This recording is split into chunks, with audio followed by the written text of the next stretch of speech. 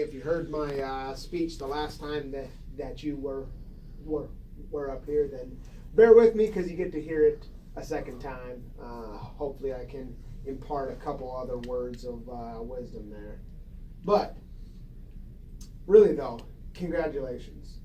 Getting to this step is a major feat, a major accomplishment.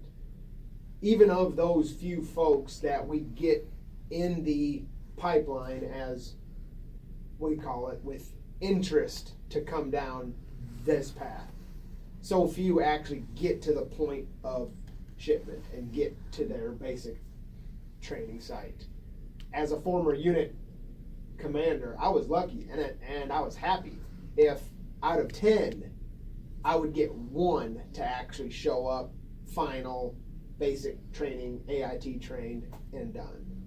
So even of that small group that even attempts to come down this path, y'all are in an even more select group. Because getting to this point here, this swear in here, puts y'all at that 0.6% mark. 0.6 of the total U.S. population that presently wears a military uniform. That number, though, is hard to make. It's hard to meet when the vast majority of your peers are ineligible or unwilling to come down this path. In a study done back in 2014, 75% of your peers are completely ineligible for even coming down this path. Likewise, 62% said that even though they understood and appreciated the military's roles, they themselves would not join. Now, as much as I appreciate their appreciation, I don't reckon I really care much about their opinion then. Because what matters to me is that there are still young men and ladies who are willing and able and have the moral and intestinal fortitude to stand up and assume these obligations. Your service time needs to take a unique personal meaning and bearing to you. I can't tell you what your service time should mean to you, that underlying meaning. Because you're going to need that. There's a reason that brought you here. There's a motivation, a purpose, a goal.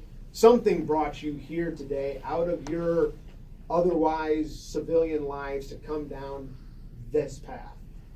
Hold on to that. Embrace that. Because that's what's going to make this job meaningful and purposeful. If you just came down this path because, heck, I needed a job and this sounded like a good option, probably going to have a rough go at it. Hold on to whatever that internal drive, whatever that motivation is that brought you here, because that's what's going to give you purpose and intent for your military time. But that also changes and grows throughout your military time.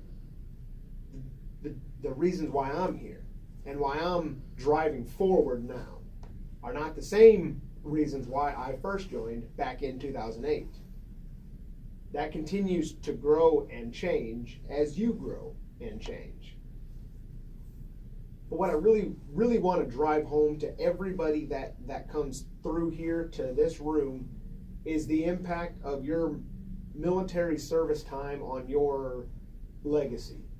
And it's huge to me because I take legacy a bit more seriously than many people do. How you are remembered after your death defines your life. It's a little phrase that I go by. And your military time plays a crucial, a cornerstone piece to that. Let me give you two prime examples on the power, if you will, of your military time. One is my 9-time great-grandfather, James Alexander. Served for just 1 year in General George Washington headquarters during the Revolutionary War, 1777 to 78. Yet that 1 year transcends 240 years that I then still talk about him. I know a bit about his life. I know about his military time. His life still holds meaning to me today, 240 years later. Likewise, then, is my grandmother-in-law. She served in the Women's Air Corps, which was one of the precursors to the U.S. Air Force, from February of 1944 to December of 1945. So 22 months.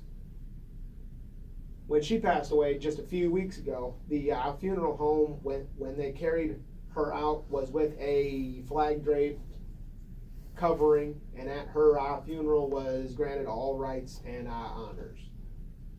Think about the implication of that, the power of that. What other piece to your life holds such profound respect and meaning 70 plus years after you stopped doing it?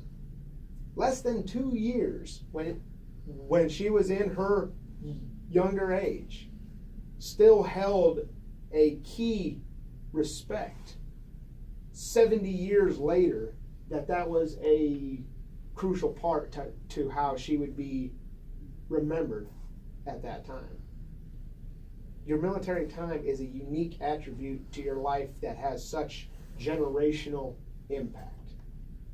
It never goes away, and it never leaves who you are as a person. Even if you only serve 4 or 6 years, you carry with that the lessons, the history that you pulled off that for the rest of your life.